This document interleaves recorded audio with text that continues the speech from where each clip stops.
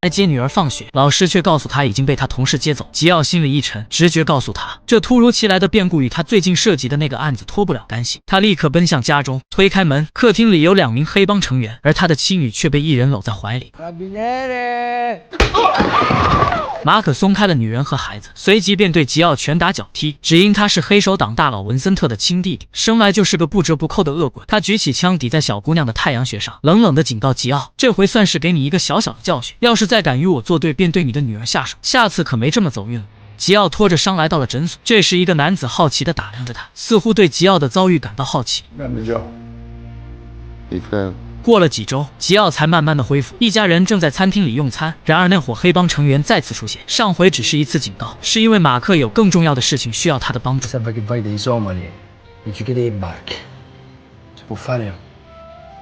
此刻餐厅里没人敢说一句话。就在马可兴奋之时，却有一双充满杀意的眼睛正紧紧地盯着他。他感到背后一凉，于是起身会会。毕竟在这个地方，除了哥哥，没人敢动他。他要看看到底是谁。Trying very hard not to be, but you make it very challenging for me. Truth the Albert thinks that I'm no joke on sir. It's bad for you, huh? Lord knows I'm allergic to bad things. 男人直视着马可，语气坚定地告诉他，如果这是几周前，他或许不会插手这些闲事，但现在不同了，他在这里安了家，对这个小镇产生了情感，他喜欢这里的人们，他打算在这里长久地生活下去。Warning me? I'm preparing you. I can really got this though.This is tough, but I'm simpatico. Is that a Timex? It's a move. Right there. Right there. What's the time? 马可被男人巧妙地制服，他的神经线被精准地按住，疼得他咬牙切齿。在男人的要求下，他的手下被赶出了餐厅，而他自己也不得不交出武器，如被驯服的野狗撵了出去。然而这只是故事的开始，电影《深渊人3》的铺垫越长，反转就越是令人期待。故事回到了意大利西西里黑手党故乡，一个老大带着孙子前往自己的庄园，却发现门前的警卫已经遇害。面对这种场景，老大和孙子都异常冷静。老大让孙子在外等候，自己则走进了家中。房子里一片死寂，手下的尸体遍布各处。即使是老大也感到了恐惧。他走进地下酒窖，看到一个男人正被手下用枪指，但男人却显得异常从容，正在擦拭手中的戒指。男人告诉老大，他来是为了取回他不该拿的东西，并给了老大9秒的时间做出选择。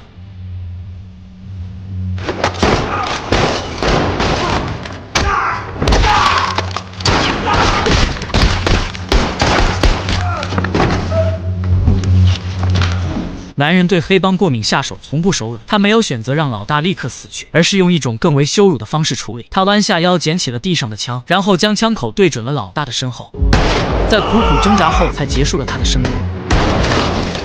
男人从不给他们第2次机会，他迅速取下老大的钥匙，拿到了他想要的东西。当他走向车时，发现车内坐着一个小孩，眼神中透露出不安。男人用平静的语气提醒他留在车里，不要轻举妄动，可以转身。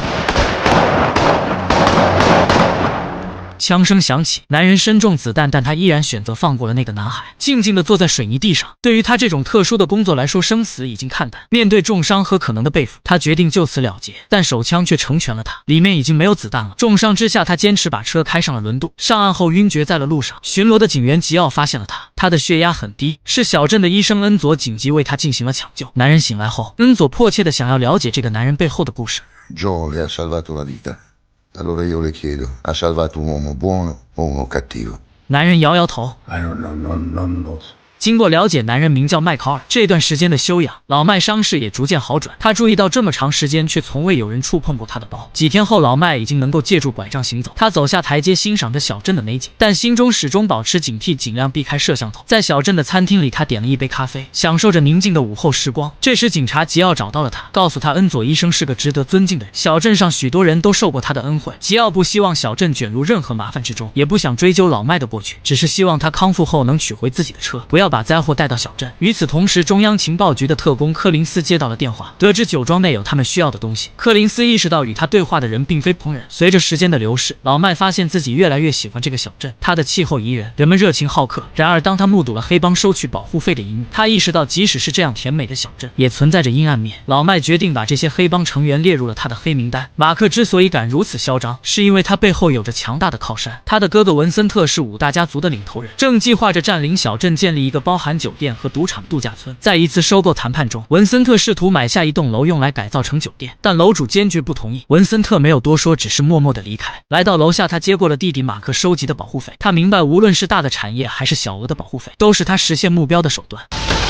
楼主的残疾父亲被黑手党残忍丢下，可见这帮人的心狠手辣，又会给小镇带来多大的伤害。老麦与恩佐如同老友重逢，彼此相见恨晚。在菜市场，老麦打算买2条鱼，但鱼店老板拒绝了他的付款，只因为老麦是恩佐的朋友，这次就免单了。老麦尽管尝试说服老板，但老板坚持下次再收，这次一定要听他的。老麦只好感激地接受了这一份善意。另一边，中情局和国际刑警在酒庄发现了红酒中隐藏的毒品，还有保险库中的巨额现金。监控系统在同一时间被关闭，除了现场的尸体，还发现了一组指向同一个人。经过侦查，这是叙利亚恐怖分子的一个窝点，他们将毒品走私到这里，重新包装再运回内地，避免了国际航运的检查。柯林斯被上司要求必须彻底调查此事。老麦的伤势已经接近痊愈，但他心中有个疑问，为什么他会在这里？恩佐没有叫救护车，也没有通知武警。恩佐准备向老麦解释这一切。 Remember what I asked you?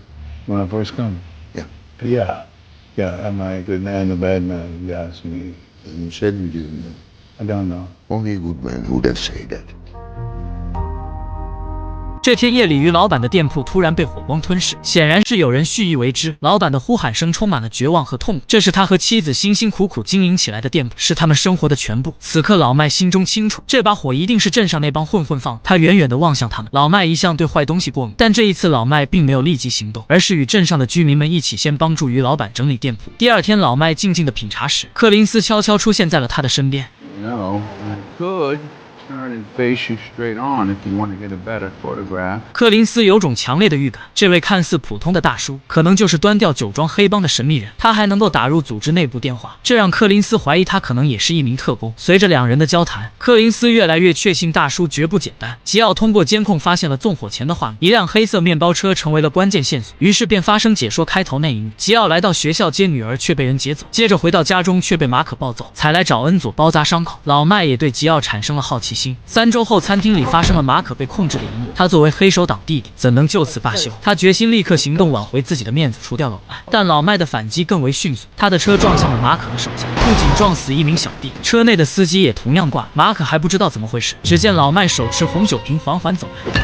紧张的对峙之中，马可迅速拔出了匕首，准备做最后的挣扎。然而老麦只是微微一笑，没有给马可任何机会。老麦用行动告诉了他，欺负镇上的人必须付出血的代价。老麦就这样看着马可静静的死去。警察赶到现场，在车内发现了毒品，而全镇的人都知道这件事情肯定是老麦干的。柯林斯接到了上司的电话，火车站刚刚发生了爆炸，这是一场由毒贩资助的恐怖行动。老麦提供的线索帮助柯林斯向上司阐述了西西里大量毒品的来源。黑手党企图占领这里，因为那不勒斯是最容易通过的港口，而当地毒贩之所以如此猖獗，其背后肯定有着强大的保护伞。为了揭开这层保护伞，他们向警察总长请求对某些人进行盘问，而局长对名单进行了筛选，排除了中情局不能触碰的对象，而这就是他的真正目的。他就是要调查那些被局长刻意筛选掉的名单。 I'm not here to negotiate. I'm here to give you an opportunity. 根据毒贩提供的线索，小队很快找到了他们的据点。面对突如其来的中情局特工，窝点内的大部分人只能选择缴械投降。没来得及投降的已经被击毙。消息传到了局长耳中，他立即赶往黑手党卡莫拉的老巢。此刻，文森特正在为他的弟弟举行葬礼，气氛非常压抑。而局长此行是为了提醒文森特，中情局的一名女探员已经快查到卡莫拉，她非常聪明，要求文森特必须立刻停止所有活动。然而文森特深陷于对弟弟的哀悼之中，他让局长做好自己的工作，确保没有人能查到这里。至于那个女探员，他会亲自处理。局长的劝告似乎没有起到任何作用，而弟弟的死到现在还没有找到凶手。 Non sei diventato scemo, o ti stai a scordare il posto tuo io? Il posto mio è quello di capo della polizia. Tu ti sei scordato chi sei? Barbaro eri. E barbaro resterai. Io ti ho avvisato. A dopo. E tutto qui. 立院刺进首长，再狠狠的一击中刀。老大因为弟弟的死证无处发泄，警长算是撞上枪口，他的手掌放入桶中，被搀扶着礼貌的送上了车，并提醒 Siamo capiti? La prossima volta ti taglia capo, lasciami disco i tuoi nipoti. Grazie per averci dato una mano, Barè. Chiamando. 巴雷拉警长被袭击，柯林斯正准备去医院，却接到电话。 You're looking in the wrong place. You call? Not terrorists. It's the Gomorrah. Be careful. Let me call you back in a minute.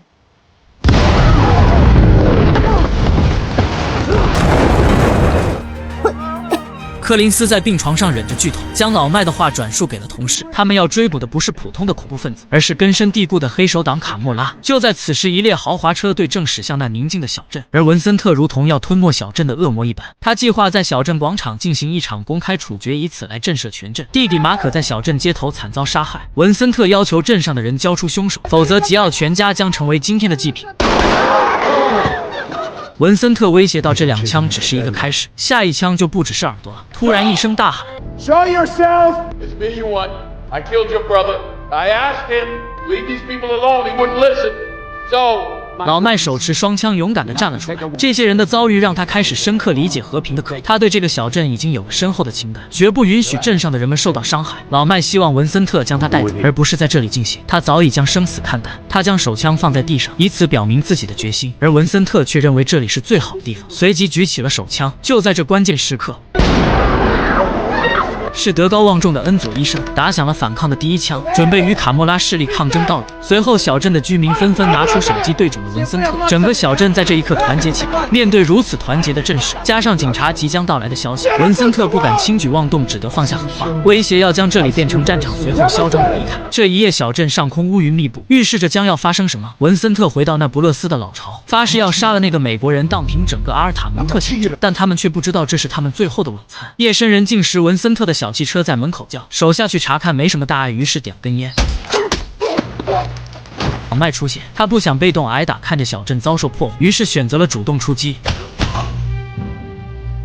他们在打牌，豪宅却突然断电，其中一人前去查看，确定什么事都没有。老麦的每一步都是精心计算，他绕过了豪宅的安保措施，监控室内安保人员正在反复查看监控，却没有找到老麦的身影。一人发现有人入侵，刚想大喊，却被绳子勒紧，只能在地上拼命挣扎。熟睡的文森特发现额头上有血迹，整个床上到处都是。他扭头望向屋顶，只见鲜血正从那里一滴滴落下。接着，文森特被眼前的景象惊得目瞪口呆。一名男子腿部绑着绳子悬挂在天花板上，死者正是他的得力干将。慌乱之下，文森特抓起枪试图召集其他手下，可周围安静的可怕。他走进客厅，惊恐地看到保镖们已经全部被杀。面对这从未有过的惨状，文森特感到了深深的恐惧。在绝望中，他对着四周的空气疯狂射击。当子弹全部打完后，他被绑在柱子上，肚子里灌满他卖的毒品。You have less than 6 minutes before the bill start. 文森特已经是个废人，老麦为他松了绑，却更让他感到绝望。他拼命逃离这个地方，远离身边如死神一样的那个男人。他从豪宅走上楼梯，再从1楼走出室外。小雨让地面变得湿滑，他的脚步踉跄。文森特用尽最后的力气推开那扇沉重的大门，走在那不勒斯的街头，老麦紧紧地跟随着，如同不可逃避的命运。文森特曾经无人敢招惹的黑帮老大，现在却如一只过街老鼠，直到最后一丝力气耗尽，周围是散落的果实，而他就像是被命运抛弃的一颗。雨过天晴，象征着正义的力量终于迎来了曙光。中央情报局和国际刑警组织联手行动，一举查获了大量毒品，推翻了卡莫拉在当地的领导层，切断了恐怖组织的资金来源。而那个曾经在街头嚣张一时的老大文森特，昨晚已惨死在街头。讽刺的是，他的死因竟然是过量服用了他自己的毒品。老麦来到医院看望柯林斯，向他揭露了背后的真相。原来他之所以来到这里，是为了帮助一个名叫戴尔的退休老人追踪被网络黑客盗走的366400元退休金。根据线索，他来到了西西里岛的一个农庄，却意外发现了毒品和1000多万的赃款，而老麦只拿走了戴尔应得的那份退休金，然后悄然离开。让柯林斯感到困惑的是，老麦和戴尔之间却并不认识。This guy some friend of yours? No. Gave him a lift once. I don't understand. You will. 只因为一次偶然的相遇，老麦就追踪至此，他就是深渊人，如正义的化身。在离开之际，老麦将一个包裹交给了柯林斯，里面装着的是戴尔老人失而复得的退休金。几周后，在波士顿的家中，戴尔老人望着那笔退休金，激动之情溢于言表。他紧紧握住老伴的手，感慨地说道 You can unpack everything. We're not going anywhere now. 看着老两口感动的抱头痛哭，柯林斯深感欣慰。回到中情局的办公室，柯林斯收到了一封意外的邮件，邮件中除了一张意味深长的纸条，还有一个笔记本，那是柯林斯母亲的遗物。纸条上写道：你妈妈会为你感到骄傲。而笔记本中的内容揭开了罗伯特·麦考尔的神秘面纱。经历了风雨的洗礼，阿尔塔蒙特小镇恢复往日的宁静和谐。老麦不再是那个独行的深渊人，而是小镇的一员，与市民们共同分享着喜悦，庆祝自己的球队赢得了比赛。在这片充满温情的土地上，老麦找到了新的归属感，决定从此在这里扎根，与小镇的人们一同生活。让我感慨万分的是，当他们再次坐在一起，每一个画面都唤起了我对怒火救援的回忆。那时她还是一个需要保护的小女孩，而老麦是那位无所不能的保镖大叔。岁月流转，如今她已经出落成一位优雅美丽的少女，而老麦已步入了老年，变成了一位充满智慧和人生经验的老大爷。